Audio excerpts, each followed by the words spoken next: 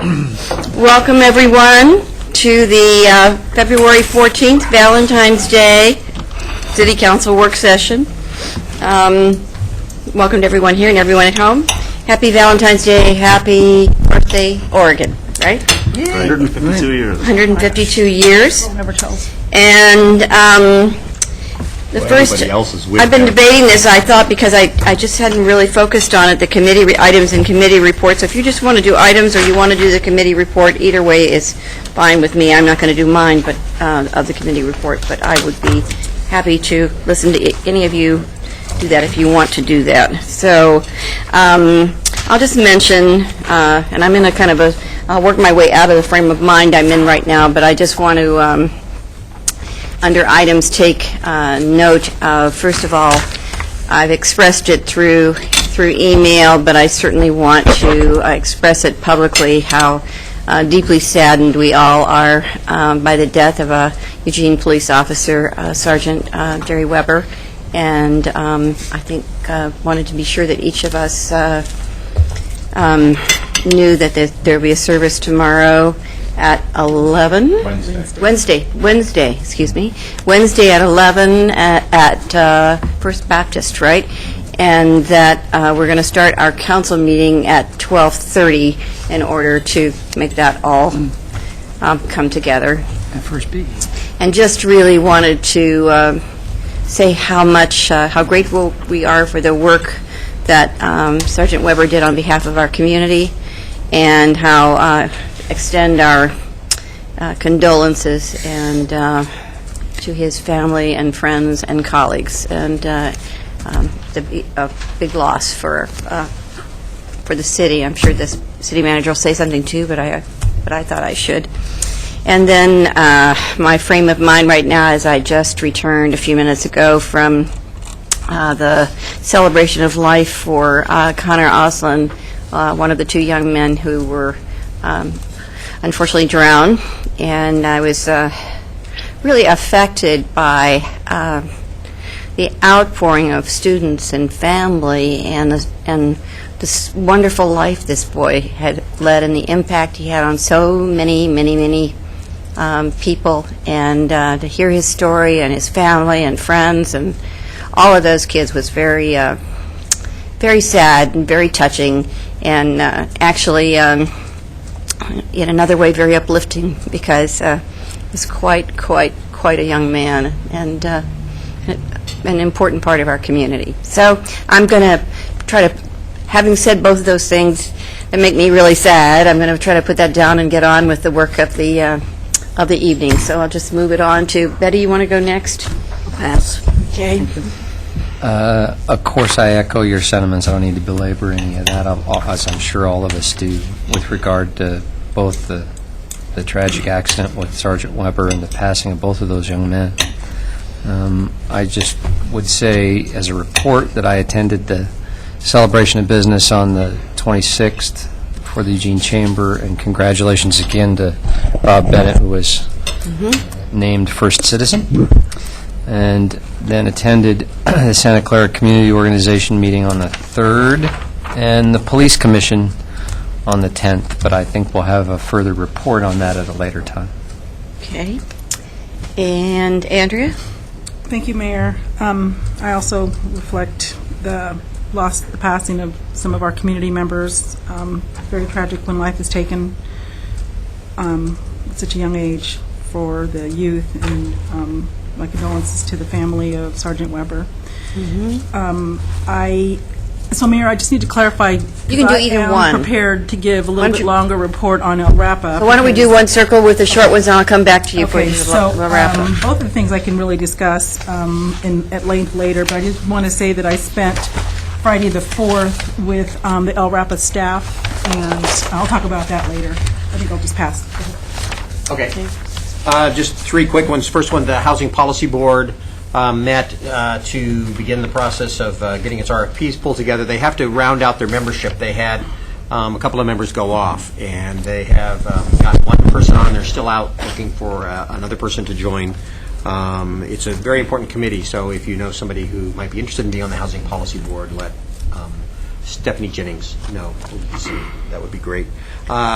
the Lane Transit District meeting today to talk about MX possibilities. Both the mayor and Andrea and I were there. And this was the last meeting of the joint elected officials, public officials committee. And what they decided to forward to us, to the LTD board, and to the Metropolitan Policy Organization were three options. 13th to 11th is one option, 6th, 7th to 11th is a second option, and then no build is a third option. Those will be forwarded to us for consideration at the March 9th meeting. And we hope that at that meeting we can talk about all of these options in their relationship to land use planning as it relates to what we envision the growth of Eugene to be. And then hopefully come out with a recommendation to then go into the summer for the additional consideration. And then last, the LCOG Executive Committee met and is finalizing some of the efforts that they're putting on around their three initiatives: the communication, economic development, and then human services. And one of the things that they're doing is they are preparing a communication plan so that they can be more effective at how they interact, communicate, and share information with their partners, as well as a variety of other sources, including our legislature in Salem. I'm really enthusiastic about how it's a real great way for an organization like LCOG, which represents 28 different jurisdictions, can begin to find its voice and begin to talk about the kinds of things that are important. And we talk about it in a way that we don't want to make this controversial, but we do want to be representative of the many voices that are at the table. So it's a real great opportunity. Those are the three I have. Do you want to, Chris, did you want to talk more about the Housing Policy Board tonight, or no? Okay. Oh, that's okay. All right. They're still not ready yet. Okay. Alan? I'll just suffice to say my condolences to Sergeant Weber's family. That was a tragedy, being struck down young, and also the two young men from South Eugene High School. It was a tough way to go. Hearts out to those families as well, and all the friends at South. Thank you. Pat? Thank you, Mayor. I'll join everyone else in condolences. The Envision Eugene has been pretty actively meeting. We had economic subcommittee meeting on Friday that was pretty heated, and we also had a full day of meetings on Saturday regarding triple bottom line, which I'm really excited that such a great deal of attention and energy is being placed into the social equity element of the triple bottom line. And the group that I was with spent quite a bit of time talking about social equity, particularly in regards to housing and entry-level housing and emergency and transitional housing. So it's I'm real pleased to see the direction that's going. We're all familiar with the Tom Egan Warming Center that's been a real asset to the people who need help the most on the cold nights of the year. I'd like to pass this around. I served in the Army with Tom Egan. And this is a Tom Egan that most people don't remember, but it's the Tom Egan that I remember. A lieutenant standing on the firing range giving instructions. So think about Tom Egan quite often. An invitation out to Bethel on Saturday, the 19th, at 11 o'clock at the library. The library branch is the bilingual family fiesta. It's 11 o'clock, and I understand there's going to be some dancing and a lot of fun times. Plenty of good parking at the library. So if you have an opportunity, come out and see the library. If you're not seeing the library, if you step into the vault, we will not close the door. Honestly, thank you. Thursday, I went to the Mackenzie Watershed Council meeting, and we heard an update on the outreach process for water quality. Basically, the strategy is to hold a whole bunch of meetings, big ones and small ones at people's houses if necessary, larger ones at Leeburg on a regular basis until they pretty much contact all of the property owners on the river and go over some of the, recommendations for what they can do as property owners to ensure water quality. Heard a status report on the new Good Pasture boat landing that eWeb is constructing just south of the bridge. It's a really neat facility, and it should be open for opening day of fishing in like late April or early March, not sure how that, exactly what the day is. Who's building that? EWAB, yeah. And then the next morning, bright and early, went to the Metropolitan Wastewater Management Commission meeting, and we approved the supplemental budget number 2 for FY 10 and 11, and we heard some really good reports about that draft FY 11 to 16 capital improvement program and the capital budget for next year. And it was really interesting to hear about all of the equipment that's going to be replaced. It's near the end of its useful life, and lots of things. Some of them are pretty technical, and I still don't understand how the whole thing works. So this report will not be very long. Maybe 2 or 3 times from now I'll be able to do a little better. I would say, though, that only one project was over budget due to last-minute changes in the work orders. All the other ones were significantly under budget, individually and collectively. So all of the improvement. Yeah, I would just say in general that they're doing a very good job managing our money and very careful with the management of the projects. Manager? Oh, and they will, pardon me, one more thing. They will be asking for us to approve the budget in May. I'm sorry, George Poling, I didn't realize you were down there. Yes, ma'am. I'm on the line. I'm also a little bit sore throat, but modern technology, the webcast is running about 2 minutes behind what I'm hearing on my phone. I think everything that's been said can be said about the passing of the 2 students from South Eugene, and also about Sergeant Jerry Weber. And I, too, wish to extend my condolences to all the families. And I'm glad that we're going to be able to postpone the start of our work session on Wednesday so we can attend the service for Sergeant Weber. Thanks, George. I hope your throat feels better. It's going to be fine. One problem I'm having on the phone, Mayor, is it's real broken reception. It's every once in a while it sounds like I'm only getting about every third word. It's picking up a lot of banging noise also. So if people could kind of remember that as they're moving papers and things around on the table, that would help. Me eating, George. You can blame it on Alan. City Manager. Thank you, Mayor. A couple of things. One, Tuesday evening, I'll be at the SUNA Neighborhood Association meeting and talking a little bit about Envision Eugene with Carolyn Weiss. On Wednesday, the Oregon chapter of the Architect Institute of America is in town, and Richard LaRiviere and I will be making a presentation at that group Wednesday evening. And then Thursday is the Chamber forecast, their annual forecast, Thursday afternoon. So I know several of council members will be attending that as well. And then This Thursday, 2:30. Economic forecast, 2:30 to 5:30. Yeah, Hilton. I signed up for it. Dang. And then just a couple of comments about Jerry Weber. And in my career, there have been, unfortunately, a number of employees that pass away for one reason or another, and often way too young. And so condolences go out to his family, of course, and his friends, but also to the employees that are still back in the workplace, because it's very difficult for them, particularly in this case where it's unexpected. And so employees often find themselves kind of going through a process of questioning and really trying to understand it as well. And so I also send out my support to all the employees that are working through it in the same way. So, Thank you. Before we go around to Andrea to talk about La Rapa, I wanted to say that the MX meeting we had this afternoon and the motion that Chris made that to pass on the 2 build options.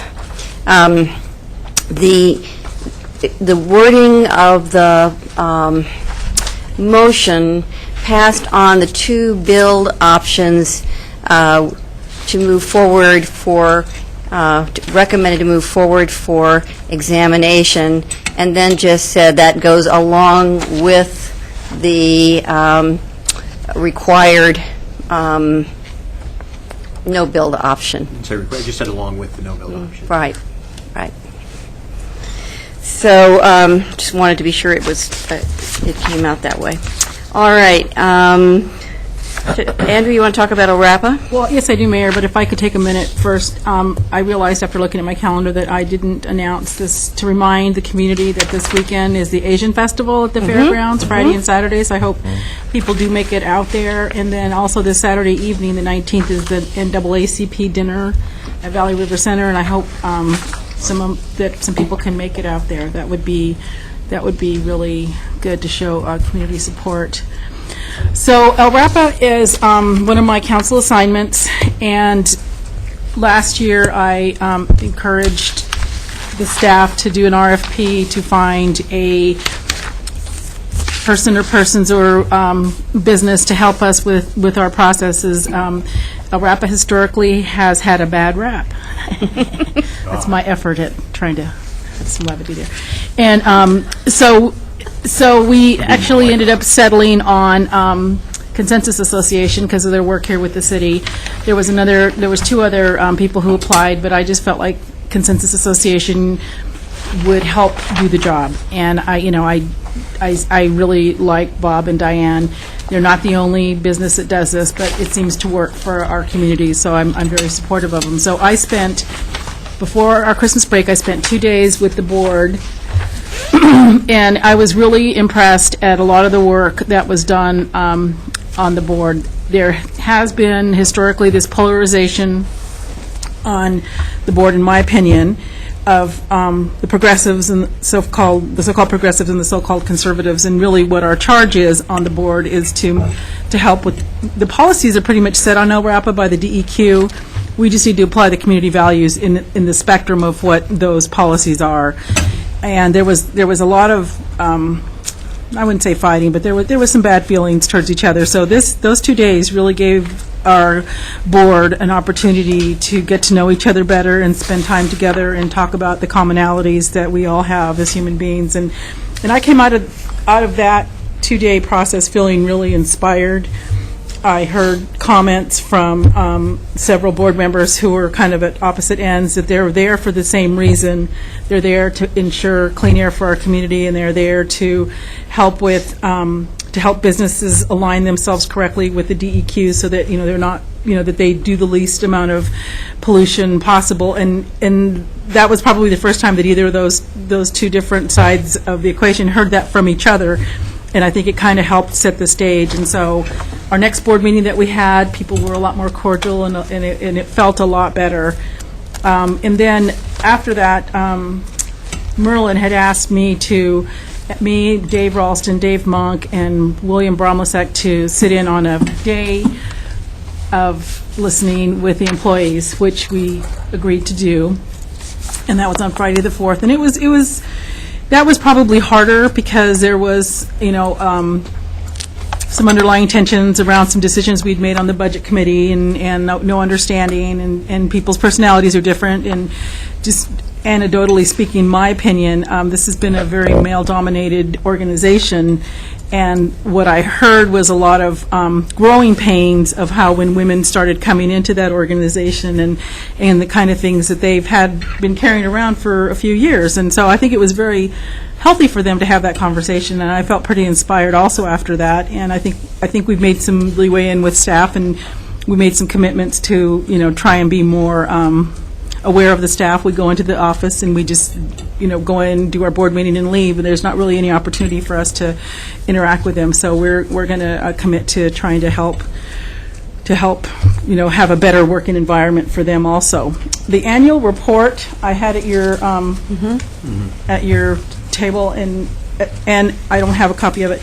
But what it says, but in reality, the thing about the thing about it is the air has gotten better, which is really what we want. I lived in my house for 27 years, and as the crow flies, I live in front of Baxter. And I know there's concerns in the community that LRAPA doesn't do enough, and that we need to have stringent laws. But I think the goal with LRAPA, what I've come to realize is the organization is there to help businesses stay within the parameters of what they can do, but they also can encourage them to do more innovative, green-type technology. They've really worked with Oak Ridge to try and help people change out their wood stoves to get, so that they, don't have such bad air up there, basically. And they've actually levied quite a bit of money. I'm pretty sure that's in the report. I don't know the dollar amount, but they've done some amazing work in that regard. So I think that we're doing pretty good. And we just appointed a new gentleman from Cottage Grove to be on El Rapa board. I forgot his name. But I'm very inspired. I think that what I'm hearing from the board right now is that they're committed to continuing to keep the work for a couple of years there. I heard people making comments about that El Rapa needs to go away and it's not worth, the effort that we put, let DEQ take care of it. And I heard that from both sides of the equation. And now I'm hearing that everybody believes that El Rapa is doing a really good job and that it's worth its weight in gold. And it's the best bang for our buck, and that's how we get our community values into issues around the air. So I think that is probably all I have to share on that. If you have any questions or anything, I'll be glad to take them back to Merlin. He's a great guy, our executive director, and we have this new gentleman who just moved up from Southern California who actually worked with, I think it was the gas company. He worked in the environmental department, Bill Bromlisek, and he's amazing. He understands all the law. He understands the activist perception of what we can do, and so he's really an asset. I'm really glad we got him on the board. But if you have any questions or anything, I'd be glad to take them back to Merlin. And then I'm also on PSCC, and I think that was also on the list. It was the juvenile. Juvenile justice. So I don't really have any. I didn't bring anything. I just saw that after the fact. But I did want to say that I went to my first PSCC meeting last month, and they did have a report. One of the gentlemen had gotten a grant to actually do study on disproportionate minority contact. And so he brought us some preliminary numbers, and lo and behold, even though the African-American community is less than 3% in this community, they represent over something like 17% of the youths that are incarcerated at Serbu. So that started kind of an interesting conversation at the table about, racial profiling and the whole conversation, and so, so it'll be interesting to see how we progress from there. He's doing his preliminary study, and he's going to be reporting back to us in the next couple of meetings. And I really don't know what else Youth Services has been doing with the PSCC outside of, they're underfunded and overworked like a lot of the different organizations. So I just wanted to say that this vast improvement in air quality, both here and in Oak Ridge, is terrific. And I know that part of a big leap forward was when the field burning stopped. And we haven't seen that. We've only had one season when that was the case, so it'll only get better from here. The other thing that I don't know, and I have a question about, is I see all the good results for Oak Ridge, but I know when we talked about 99, the stoves were an issue in 99 in terms of air quality too. Yeah. So they have put in an air monitoring there. I think they put it in last spring at Pete Barn, or maybe it was like last January, February. So they have to get a year's worth of data before they can send it off. So that should be coming like in the summer to see what's there and what we can do to improve it. And I know that Trainsong is actually working with eWeb and El Rapa to do those ventless heaters in the Trainsong neighborhood. That was identified as a population area where they can subsidize pretty significantly for people who own their homes. So they've been reaching out since it's over 70% of rentals, and so there's been kind of a little lag time there because they have to get a hold of the homeowners to see if they actually want to take advantage of this. So I know how well you attend to that area, so I know I can count on you to keep us up on that. But I really am interested in whether we make progress on the wood stove issue in that area of town or not. But because it seems to have made a big difference in Oak Ridge, and I can't see why it couldn't make a big difference in West Eugene as well. Yeah. Andrew, we only have 7 monitoring sites in Lane County, and I'm wondering if that's adequate. What's it cost to get another one, and does getting more of them mean better data, which means you make better policy? It's expensive. So, for instance, the one that went at Peterson Barn, so there's been one historically at Amazon, and they've actually, I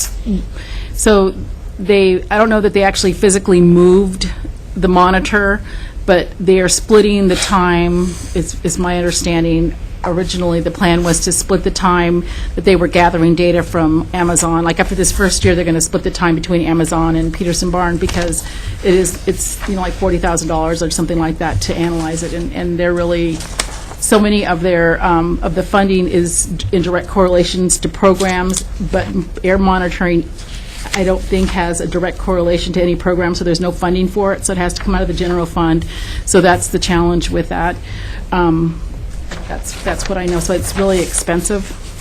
Yeah, is there plans to do more of that? I think that would be the desire of LRAPA, and I know Merlin, is, and Sally Marcos, they are constantly looking for new ways to get funding, but, their budget's being cut like everybody else's, so I kind of feel like as long as they can, keep the ship steady and keep moving in a direction and make sure that we're all in agreement that this is a valid organization and that we're committed to keeping it, then and to working on it, jurisdictionally, I think they can weather the storm. Any other questions? Betty? Just a comment. I was on that board for 11 years, and they were struggling to get one more monitoring site all those years. They've always been really short of money. The staff have had to take pay freezes year after year in the past, at least, and it's. Excuse me. And then they've also been threatened with having funding cut off. Sometime, as anybody who's been around very long knows. Sounds like things are looking up. I think they are.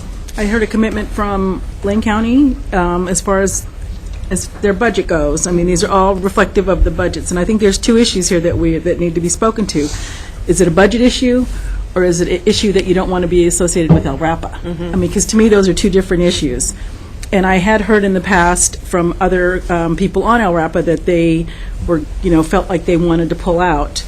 And I got clarification. I mean, that was one of the things that we discussed at our 2-day retreat, that people felt that they were committed to it. And I believe, like if we were to tell John, there's not enough money, but we still want you to do the work that you're doing and don't drop any services, that if we told Merlin that, as long as we're all committed to the process and there's a contiguous organization that believe that, they will work within whatever funding they have. And so I believe at this point that there are 3 organizations that are committed to the work that LRAPA does. That's my feeling. That's what I walked away with. That's good. Okay, so thank you for that. And I think that kind of wraps up the items and committee reports. So we're early getting into the next item on our work session, which is the ward redistricting issue. City Manager. Thank you, Mayor. And as Kelly comes back, she can make her presentation and get us going on this. We've already made our decisions how we're going to do it. Yeah, she brought the dartboard. Oh, right on. Thank you. Well, with all the time you've been spending on Envision Eugene and West Eugene MX, I appreciate the opportunity to bring a lightweight item to you. Right. She says facetiously. 10 years ago. Well, your ward has a bunch. So, members of the City Council and the community are already starting to talk about ward redistricting, and we know that Councilor Ortiz just attended a conference on redistricting. So it seems timely to bring this issue forward, even though it's only February. Today's really just a chance to introduce the issue and obtain general direction on timing and process, and we anticipate you'll want to meet again after your recess in March to talk about it some more. But the discussion you have tonight will help us as staff start to do the work that will support your decisions later in the year on redistricting. And so I'll try to be really brief in offering some information so that you have as much time as possible to talk. Just a reminder about ward redistricting. It's a periodic review and adjustment of boundaries to address population growth and shifts that occur among the wards. And the goal is to create wards that are roughly equal in populations to better assure equal representation. And this is a task that's happening at jurisdictions at every level. And we have 2010 U.S. Census data that will be available in the coming months that will help guide the decisions in every jurisdiction. In terms of that data, although we don't have the 2010 U.S. Census data yet, we should be getting it sometime between April and June. And when it is available, you will have not only overall population and population by wards, but also demographic information, so you can get a good picture of the community. We do have some preliminary information, and that was in your agenda item summary, and that's from Portland State University's Population Center. And so it just gives you a rough idea of the breakdown among the wards. And just based on that preliminary information, it would appear that the differences among the wards this time around is much smaller than it was 10 years ago when there was pretty great variance between the wards. And so that suggests perhaps some different kinds of discussions. In terms of timing, on page 11 in your packet, we show a rough timeline that has council adopting new ward boundaries no later than December 31st of this year. In 2001, council acted in late November, and in your agenda item summary, staff notes that a decision even earlier in the fall would probably be much more practical and helpful, especially for the 2012 elections. So getting that tied down earlier will help folks who are trying to think about next spring's elections. In terms of process, when we looked back in the record at what happened in 2001 and 1991, the council as a whole oversaw the redistricting process. But some jurisdictions also choose to designate a subcommittee or establish an ad hoc committee of interested community members or groups to do that work. So that could be something you would look at in terms of process. What also has occurred in the past is a mix of public forums, public information pieces, that sort of thing going out. And so you may want to look at some of that. Keeping the process fair and open are priorities. So this is one of those processes that the community watches very closely. Page 13 of your packet provides an overview of public information and public involvement options, and at a minimum, there would be a public hearing when you prepare to adopt new ward boundaries. And we've also created a page on the city's website, and it's eugene-or.gov/council wards. And so we'll try to keep that up to date with information, whether it's packet materials for the council or an FAQ or that sort of thing, so people can find information easily.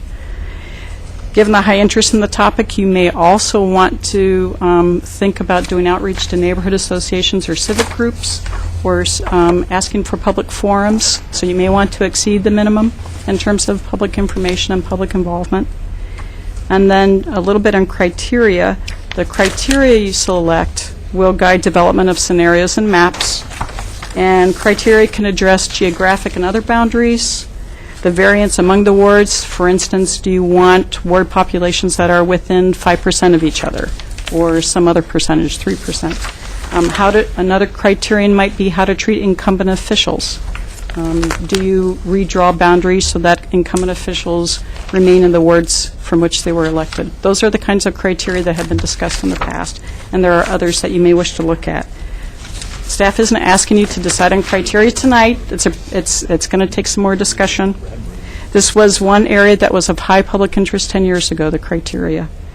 And the criteria in your agenda item summary are those from 2001. That doesn't mean they're the right criteria for you at this time. That's a decision for you to make. They may not be the guidelines you wish to use, or you may want to borrow from them. Councilors Taylor and Farr were on the council 10 years ago and have some experience with ward redistricting for the city council, so may have some perspectives to offer on that. The city attorney also is here to offer information and answer questions. And so you mentioned wanting to do it earlier in the fall because of the elections, but even fall is late. I mean, you have gone through a primary already, right? I mean, so... What we're talking about is having ward boundaries determined so that those who are considering filing to run for the primaries in May of 2012 would have that information in ample time. All right. I've got Andrea and Alan in the queue. Andrea? Thank you, Mayor. And George, let me know if you want to be in the queue. I'll let you know, Mayor. Okay. Great. So Kelly, that was really thorough.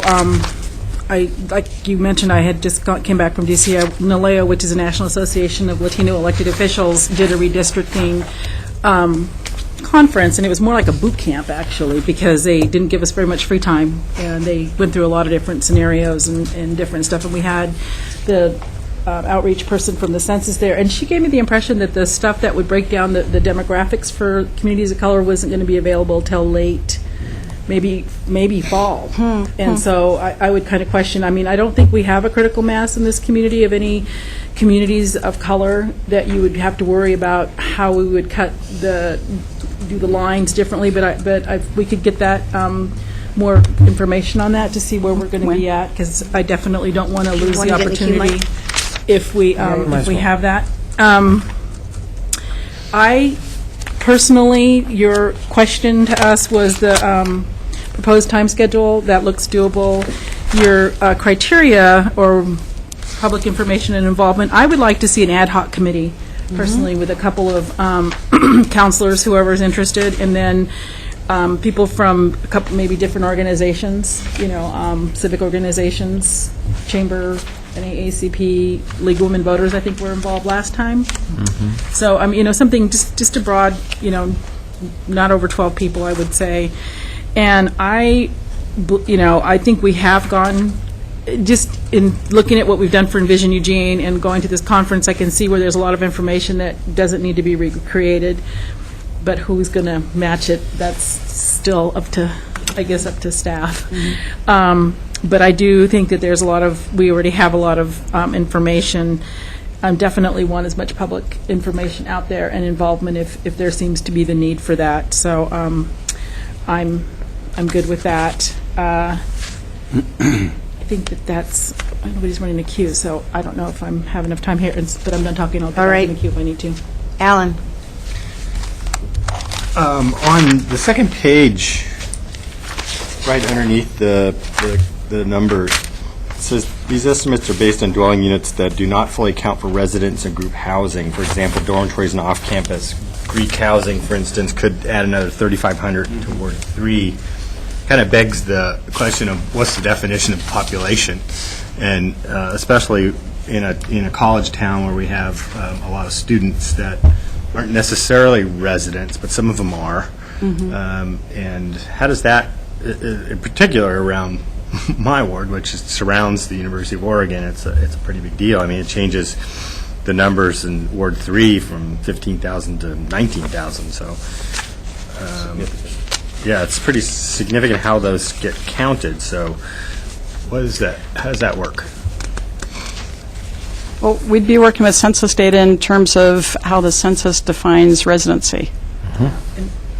At the block level. Well, and actually, if I might inject, what I did hear loud and clear from the census was one person, one vote.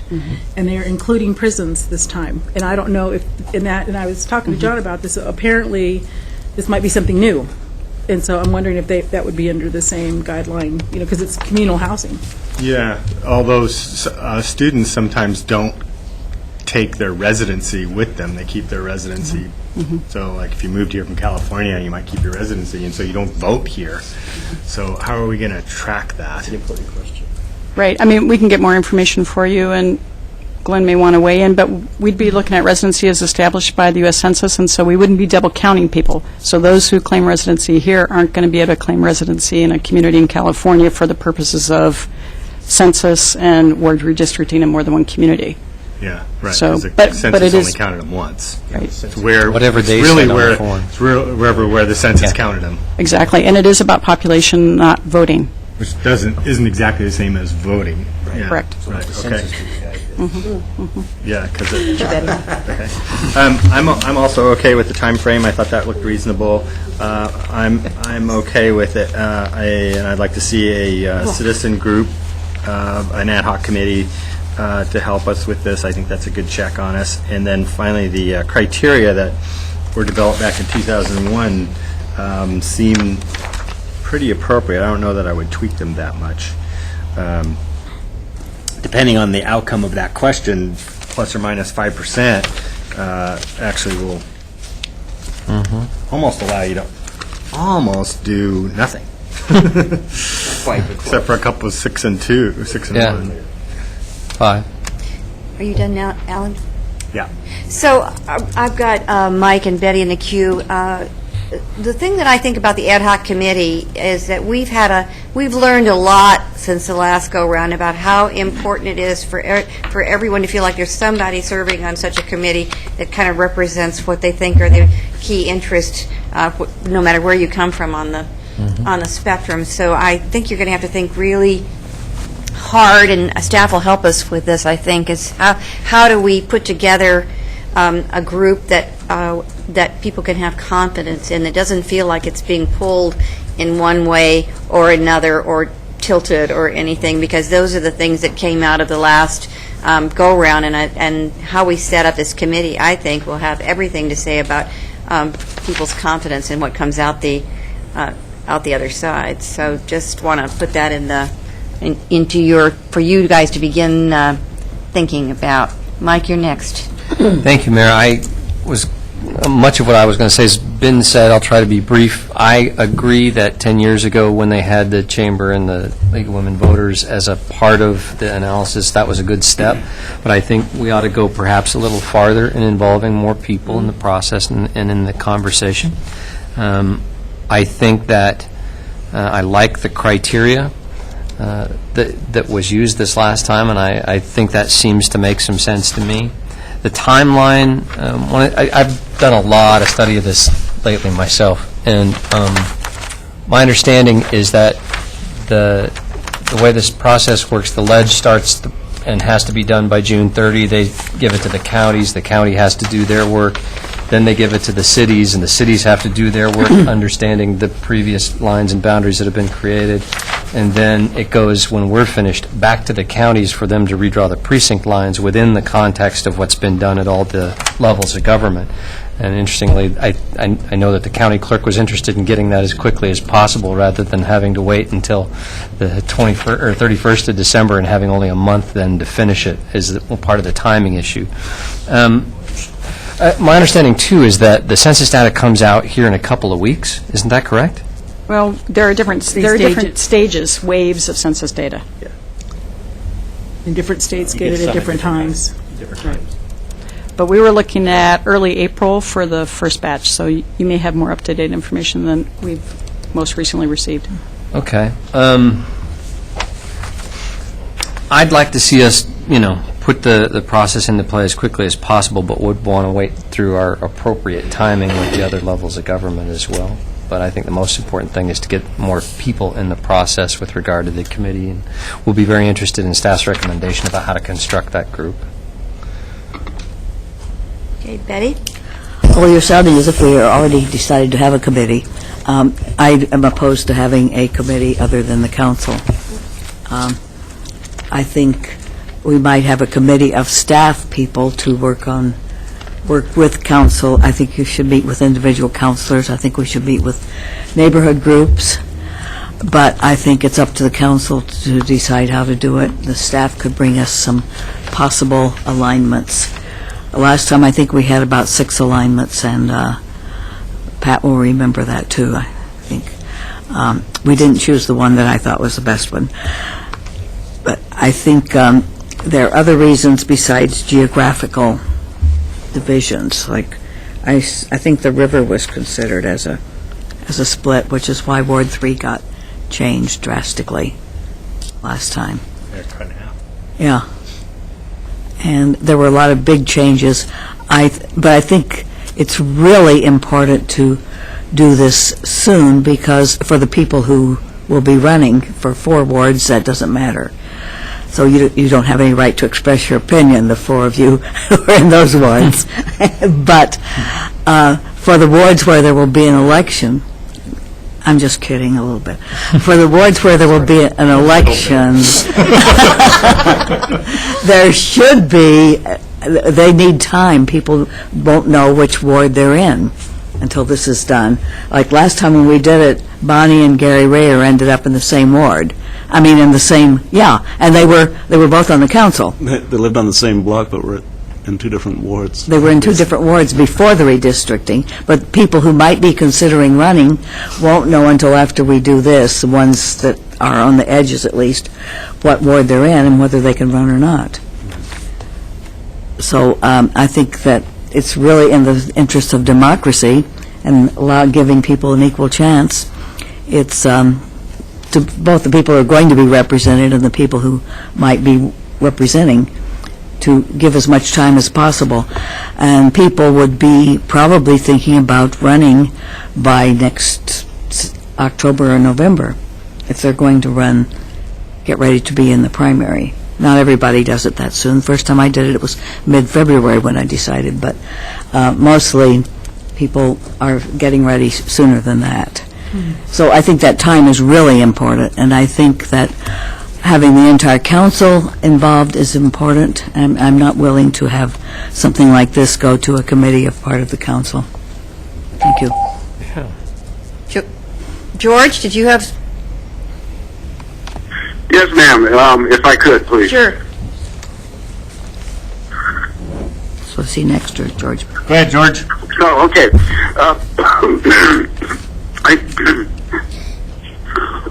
Excuse me. I agree with Mike, and I think if I picked up everything that Betty said, I think I agree with her also. I think this is something that needs to be done as soon as possible, and have these wards, if there is any changes to the boundaries, kind of set well before the end of the year, because there are people that are considering running for city council that don't know which ward they're going to end up in. So a shortened timeline, I definitely would be in favor of that. The criteria seems to be okay.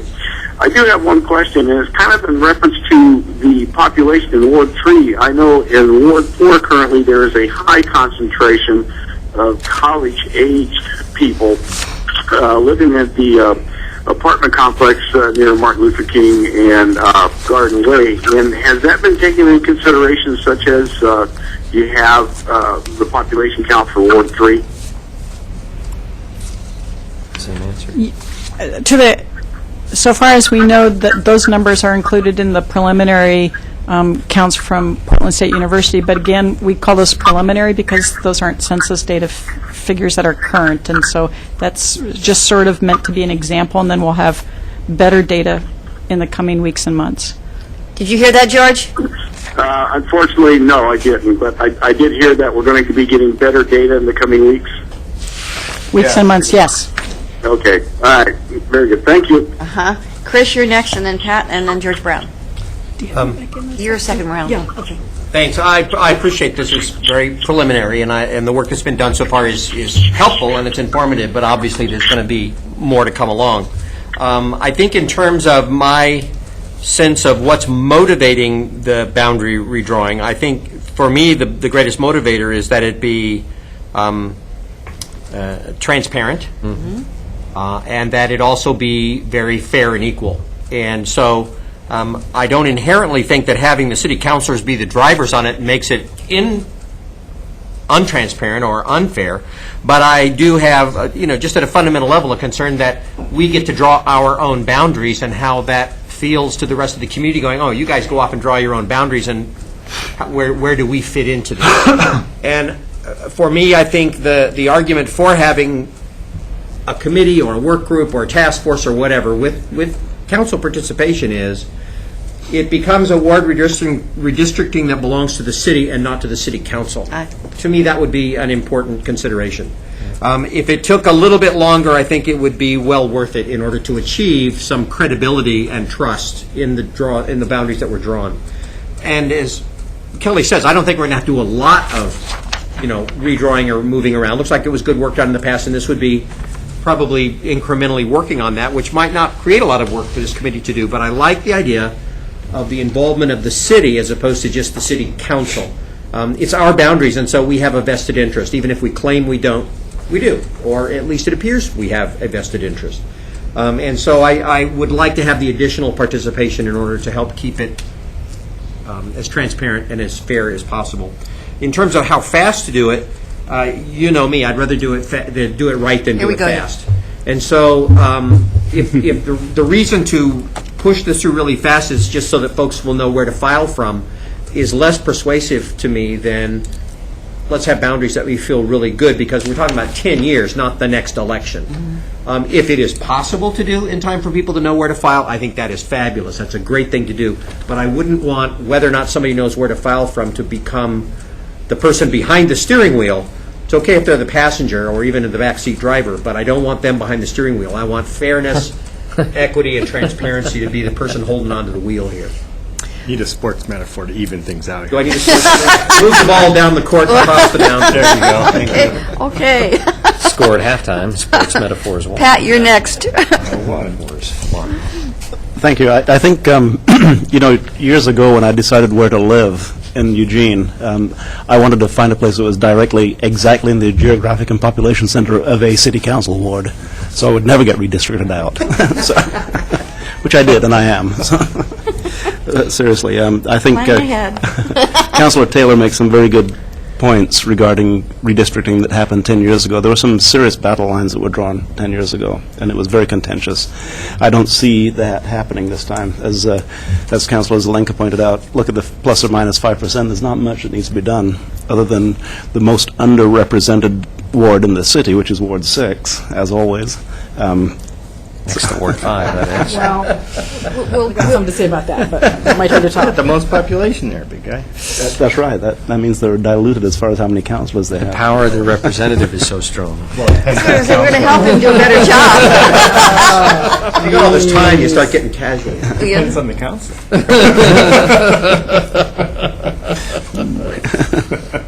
What to do with that, Hank? Go ahead, Pat. Can you put me in a queue again, please? I think you still have a lot of time.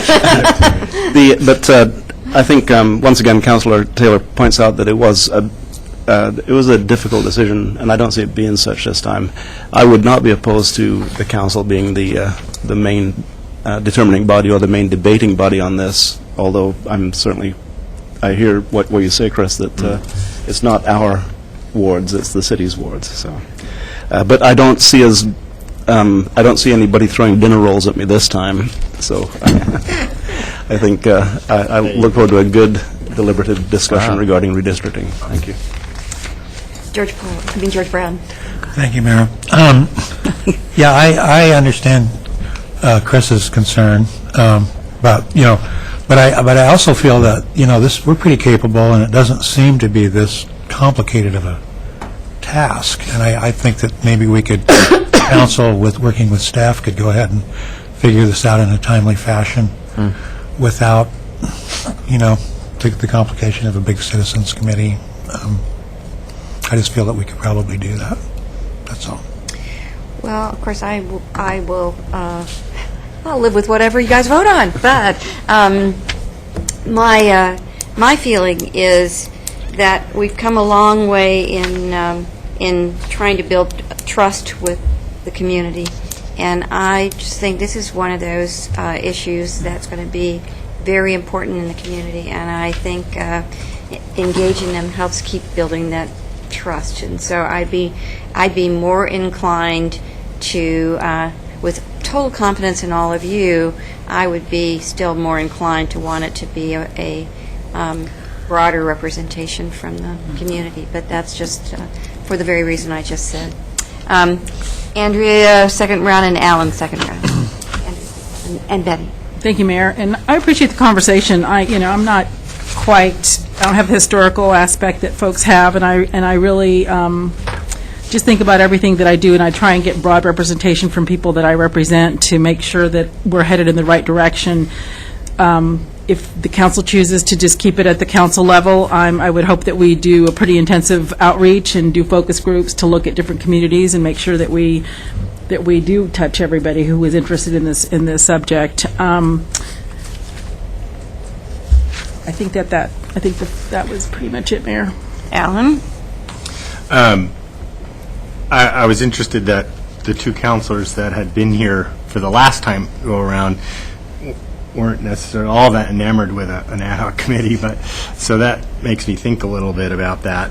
I guess it depends on what we have that ad hoc committee do and how it gets constituted, like the mayor was saying.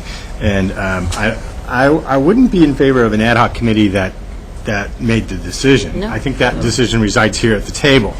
And I think that the way that we've run the CRG, for instance, in the Envision Eugene, the Community Resources Group, is they're kind of have these conversations and they inform our decision about this stuff on a bunch of different levels, isn't a bad model. I think it does have to be kind of a broad community-based program for us to gain the trust and support for whatever plan we come up with. I don't think there's so dramatic shifts that we have this go around. Probably we'll have to wait for the final numbers, but again, how we use that group is going to be real important. I would be okay if we just did outreach and did a lot of surveying and a lot of focus groups and things like that. That can serve pretty much the same function. We don't necessarily have to have an appointed group if that's not the way that we want to go. So I'm kind of on both. Either one of those have merit to me. Betty? Well, what I would really object to about a committee is if 3 or 4 counselors were on the committee. If it's a citizens advisory committee, then it should not contain part of the counselors. Yeah. And we did, last time, one of our guiding principles was supposedly make only incremental changes, but drastic changes were made. If you look, I did ask for us to get the map of what the wards were like before the change, and there were drastic changes, not incremental. And I think that... You want to show people what that... We don't... Yeah, I think it's more, it's a little hard to see, and we'll have to reproduce, but for those who Hold on are a able to make second. it out. I might need to. But... What Councilor Taylor is referring to is the change that occurred in 2001. If you look up in this upper left-hand corner and see that there was a Ward 4 that crossed the Willamette River, and so that was pretty significant. You can see that Wards 1, 2, and 3 were shaped very differently than what we have now behind us right here. So, and so part of that decision, there was the comment about the river, and that became one of those sort of dividing lines about whether it's more important to cross the river with the ward or keep it intact. And in the end, there was a split vote on the city council about 2 options. That would have been retaining something that was a little bit more similar to this versus what was adopted. Wow. And preserving that. And this, was a big deal. at the end of the meeting, for those who are interested, these are maps from the 90s, the 80s, the 70s, and as Councilor Pryor discovered on the flip side, the 1960s when there were 4 wards. Wow. Looks like 5's pretty much always been the same. Thank you. Do we get a copy? Or would it Yeah, be I'd really like difficult to have those as well. I mean, just for historical perspective, I'd like to get copies of those maps. Betty, are you? I'm through, yes. Okay, Pat, you're next. Thank you. Just a clarification regarding the representation portion. The more people who are represented by a single counselor, the less direct representation each person in the area has. And I'm not talking about Ward 6, I'm talking about the people of Bethel who are diluted a little bit in their representation. They should have more representation on the city council than just a single counselor. They do. Well, I wouldn't refer to them as diluted. I was wondering if you were going to cross over that line there. It seems... Obviously did. Wow. I was wondering if that's where the way... Make me go there. Let's see. Welcome to the council. Would you like a shoehorn? No. Ask him to clarify who threw the dinner I'm the rolls only last time. counselor It wasn't whose I. entire ward is in Bethel. And then the redistricting some time ago, 10 years ago, as you recall, Councilor Tiller, Gary Rare was the one who eventually made the sacrifice and made the current lineup the way it is. So He didn't make it I happen. thank Gary at the time for making the sacrifice, and I'll thank him again publicly. Mike, and then Alan. Thank you. I can see some degree here of hedging against what I said before after the discussion has gone on here. I very much am in favor still of the idea that this should be, as Chris said, the city's ward plan rather than ours. But I think the manner in which we conduct the process, if we do, of having a citizen involvement committee and the type of recommendation or the type of information that they provide the council will be important. No matter who's involved, the council has the final decision. That's the law. But I would hate to see us get into a process of a public involvement where the committee thought that they had the power to make the decision and the council then made some different decision for whatever the reason, and those folks then ended up feeling disenfranchised by that. I know that happened at the county 10 years ago where they had a citizen committee that created this wonderful plan, and at the last minute a couple of commissioners just decided, well, but we're going to move this one over here, and that's that. So I would hope that we're going to create something in the way of a public process that helps people feel like they're giving us good advice and participating, but not that they're the final decision makers on the matter. You know, one way to do that is, just to think about, is to ask, either through a public process or committee, people to respond to a series of questions or something. So they're just giving you, they're not giving you a recommendation for how it should turn out. They're asking you to address all of these issues and to keep in mind all of these things as you make your decision. You just kind of set it up maybe in that kind of way, because we all have the experience of having advisory committees that think they've given the advice, and so I understand your issue. Alan, and then Mike. One of the interesting ones is this, one of the criteria talked about, taking into consideration the faster growing wards. And I look at the map, and I even look at that map, and I see the River Road Santa Clara area as potentially being one of those areas where it starts to infill and people get annexed as they do things to change their properties and things like that. So that, how do we project? And then I looked at this other map, attachment A, which had the new housing units that came into each ward between 2000 and 2010. And it looks like the majority of them happened sort of shifting northwest. Of course, wards 1 and 2 are pretty landlocked or geographically limited, so you saw more dramatic shifts that way. How did we take that into consideration last time, and any thoughts about what we would do this time around? There are a few different things that happened 10 years ago. One was just in terms of deciding ahead of time where annex properties in which ward annex properties would land. So sort of forecasting if growth is going to go here, in which ward will this go once it's brought in. And then it was primarily really sticking, even though it was considered in terms of drawing the boundaries and wanted to provide for that flex and growth, the landing really was dealing with the population numbers that were available at the time. Didn't really take into consideration too much future projections at all. Some, but it wasn't as precise as trying to do any kind of future trend analysis year after year after year.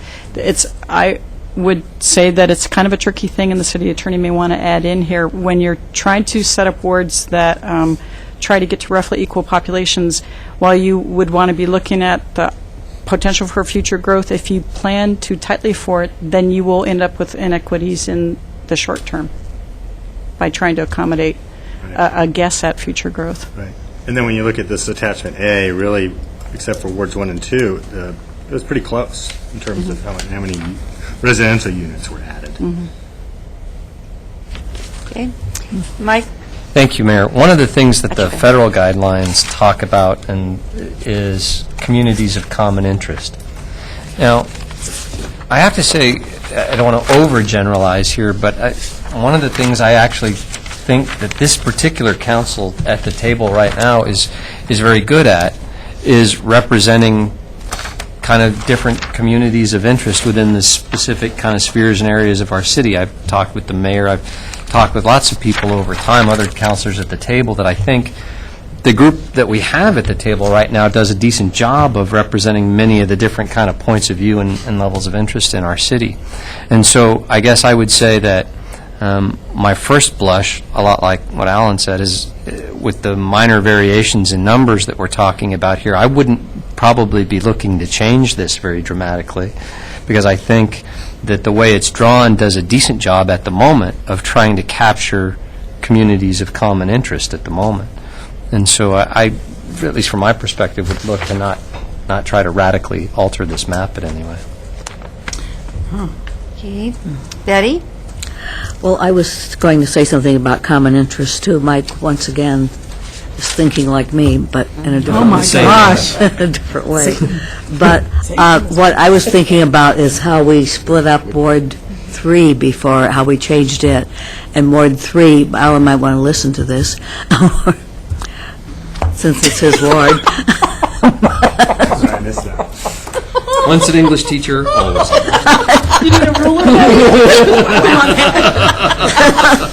Ward 3 is, if you talk That's about... my word. That's why she thought you might want to listen. That's why I said you might want to listen. Last clown or anything. It was common interest. The people who are connected to the university, I think, definitely have a common interest, and the person who's representing them has a common interest of representing all those people. I'm not saying that right, but previously, Ward 3 went across the river, and if it went across the river now, it would encompass more of the university population, which Alan represents currently. And I think it makes more sense, when you talk about common interest, to include the thickly populated university parts in one ward. And that's the way it was previously. I think that's something that we should consider, and that's a question that if we're going to ask people, what do you think, instead of just, what do you think, we should have some specific questions. One might be, should we consider common interests of the people when districting? That's an interesting thing. Andrew, you're next. Yes, thank you for the little comedy relief there. That was entertaining. So, Yeah, really. when I look at this map and I look at the numbers, and I think about my ward, I believe I have 7 communities in my ward.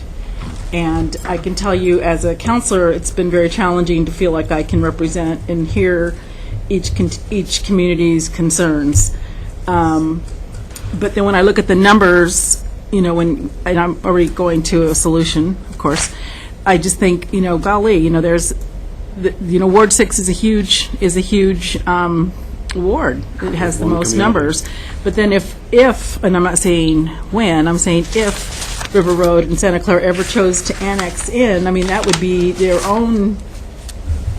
They would have their own section there, because there's I don't know how many thousands of people in that area. I'm sure there's well over 10,000.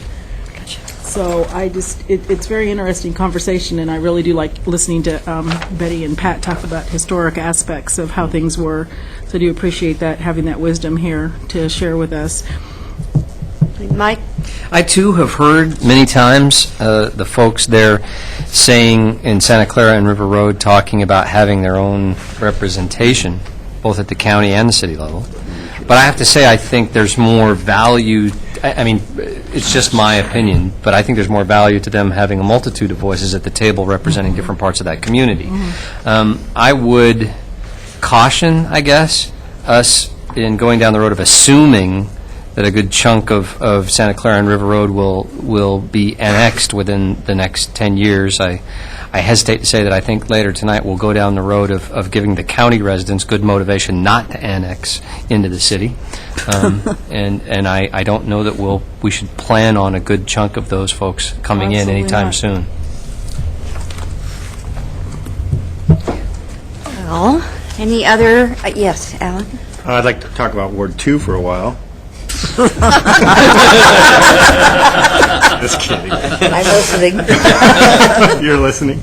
Well, the one thing I've noticed about Ward 3 is, even though it does have that homogeneity around the university, and part of that Ward 4 at the bottom of it that George represents does have a lot of student population in it.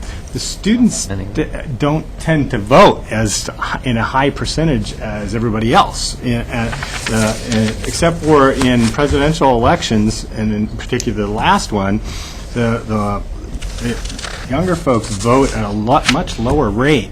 And so Ward 3, for instance, over the last decade has had a much lower turnout of voters.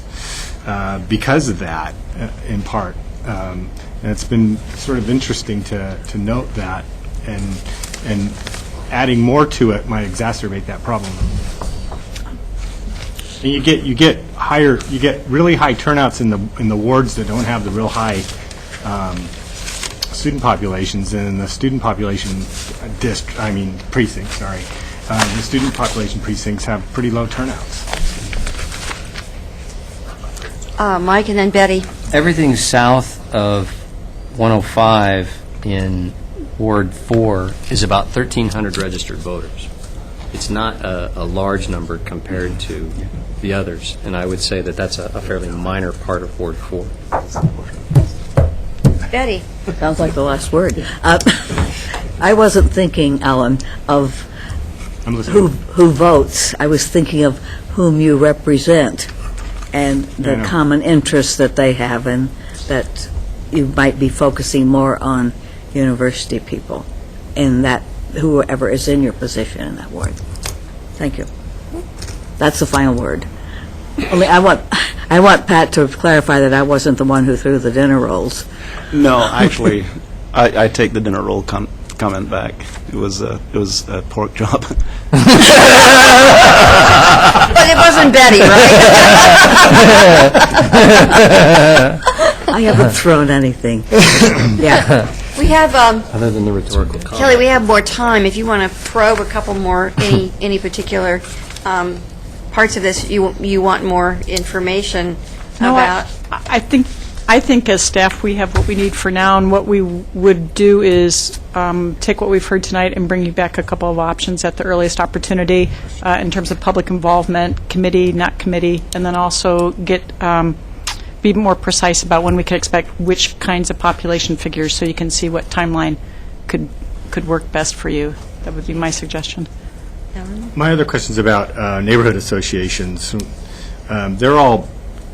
They all have boundaries that are in their own charters, and do we try to avoid? One of the guidelines is try to avoid breaking up neighborhood associations, but some of them are just gigantic. I mean, like Southeast and Crest. yeah, there's several of them that are huge, and that would be probably very difficult to do, if not possible. Some of them are very discreet and probably should mean named whole. Are there any neighborhood associations that are split between two wards? ABC's in 3 wards. Yeah. Well, ABC's the one that in particular I'm thinking about. It's so big. It's 25,000 people in it. Right next to Cal Crest. Young, it's right. So 100. Great. Mike. Speaking of that, Cal Young is in the process right now of looking at separating into either 4 or 5 new neighborhood associations because of the fact that next to ABC, there's very, very minor difference as to which is the larger neighborhood association. And so we've been working with staff from neighborhood association staff and looking at doing some, George and I have done some preliminary meetings both with the current officers and NLC folks about what would be required under the city's guidelines to separate that out into 4 or 5 different neighborhood associations. So that's likely to take place, if it takes place, and if we come up with a plan, and if the neighbors come up with a plan, and it becomes approved through those associations, then within the year, I would think it's at least possible that those lines will look differently in North Eugene. So By fall? I don't know. I think Michael Kinnison would do a better job of being able to answer the timeline that's possible here, because it's dependent on the process, and it's not actually hard and fast in stone about how that process works. Okay, so we're going to be wrapped. This discussion is a wrap, and you saw on your agenda for tonight, it says that if you had time left over at this meeting, you could put forward some motion for the consent calendar. That would be you. Unless does anybody have any thing on the consent calendar that's an issue? So maybe we can just move the consent calendar. Okay, I move to approve the consent calendar. Second. Moved and seconded. Discussion, seeing none. All those in favor, please indicate. Okay, I've got 7 in favor. George Polling, Well, unfortunately, Mayor, I didn't even hear the motion or the second. you want to tell him? George, it was a motion to approve the consent calendar, and it's 7-0 at this point. Okay, I vote yes. Okay, so it's 8-0, and so it passes, and so that's done. Got that off the list, and that'll wrap it up for the work session. Thank you all. Thanks, George. Thank you. I'll call back later. Okay.